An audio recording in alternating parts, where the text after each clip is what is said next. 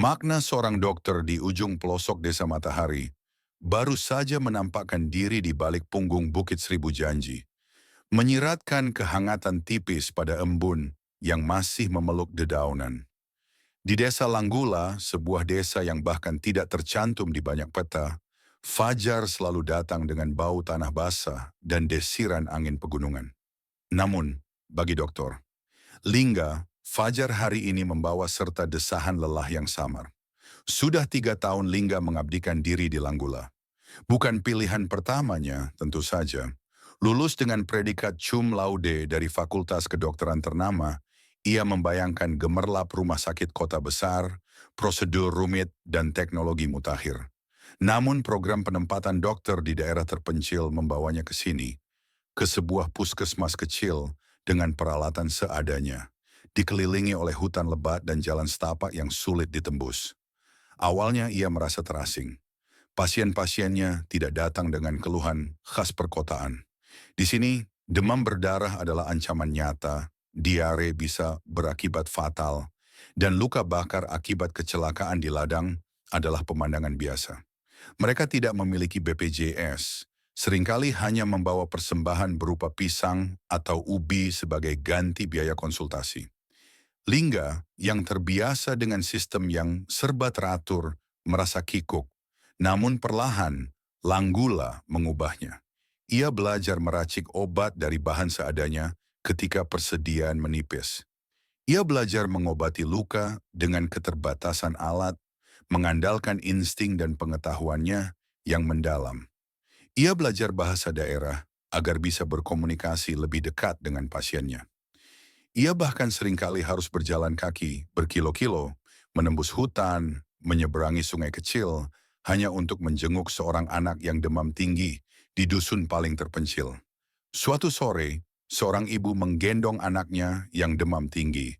Napasnya terengah-engah setelah berjalan kaki berjam-jam. Mata si anak sayu, kulitnya pucat. Lingga tahu, ini bukan demam biasa.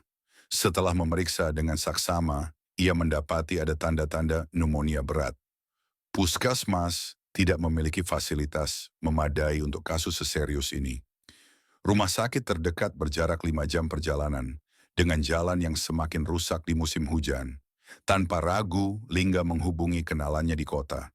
Ia meminta bantuan, mencari cara agar si anak bisa dirujuk secepatnya. Ia bahkan mengeluarkan uang pribadinya untuk menyewa mobil warga yang paling layak jalan. Selama perjalanan yang mendebarkan itu, Lingga tak henti memantau kondisi si anak, bahkan memberikan napas buatan ketika kondisi memburuk. Malam itu di rumah sakit kota, si anak berhasil diselamatkan. Ibu itu, dengan linangan air mata, memegang tangan Lingga erat-erat. "Terima kasih dokter, dokter sudah menyelamatkan hidup anak saya," bisiknya. Dalam pelukan ibu itu, Lingga merasakan sesuatu yang belum pernah ia rasakan di bangku kuliah, di laboratorium canggih, atau di ruang operasi steril. Ada getaran kebahagiaan yang tulus, kepuasan yang mendalam, dan sebuah kesadaran akan makna. Di Langgula desa yang namanya mirip dengan Lingga, ia hanya seorang dokter. Ia adalah harapan di tengah keterbatasan. Ia adalah telinga yang mendengarkan keluh kesah, tangan yang menolong tanpa pamrih, dan pundak yang siap menopang. Ia adalah jembatan antara keputusasaan dan secercah harapan. Ia adalah sosok yang dengan setia menjaga denyut kehidupan di ujung pelosok desa ini. Ia tidak lagi memikirkan gemerlap kota. Di sini, di Langgula, ia menemukan esensi sejati dari profesinya. Melayani sesama dengan sepenuh hati dimanapun mereka berada, dengan apapun yang ia miliki. Di sanalah, di antara kesederhanaan dan keterbatasan, Dr. Lingga menemukan makna paling dalam dari seorang dokter. Jangan lupa, tinggalkan jejaknya.